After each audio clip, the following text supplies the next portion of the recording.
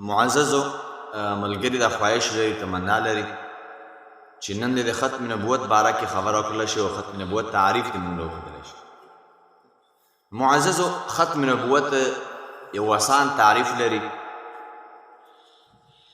او یقینا چې مسلمان د ختم نبوت د تعریف نه ډېر بې پروا ده او ډېر غافله ده، نو الله دې وکړي چې موږ له دې اطلاع اسانه کړي.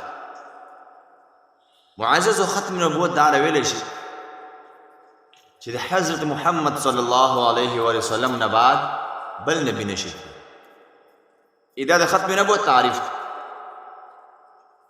او د ختم نبوت تعریف پیژندل د دغه مسایل نه ځان واقف کول د په هر مسلمان لازم او فرض دی.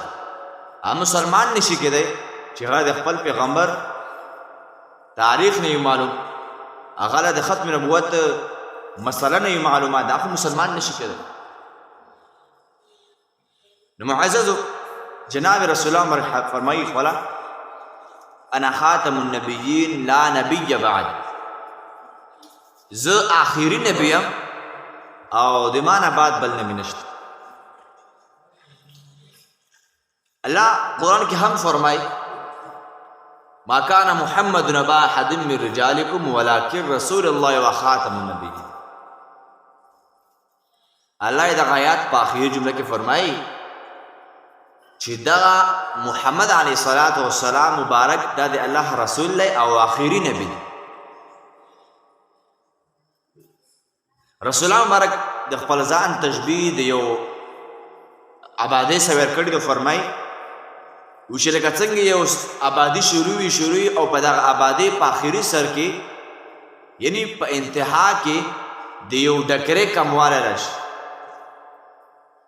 او یو سړی راشي او دغه ډکره په هغه دیوال کې وردننه کړي او په دغه دیوال کې د ډکرو مطلب پورووالی وشي، نورې خښ د پکې نه ځایږي.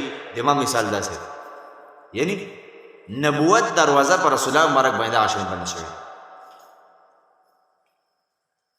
نو کانن هر څومره خلک د نبوت دعوې کوي، هر څومره خلک نعوذ بالله من ذلک خپل ځان د نبي حیثیت ورکوي، دغه سړی معززو د رزغونکی دی، دا رښتونه نه دی. ځکه چې رسول الله مبارک فرمایي زه آخري نبي یم، د رسول الله مبارک نه بعد یو نبي بل هم نشته. او دا د مسلمان عقیده ده او مسلمان له پکار دی چې په داسې مسالو باندې ځان پوهه کړي او خبر کړي، دا دپاره چې دغه مسلمان په آینده وخت کې ګمراه نشي.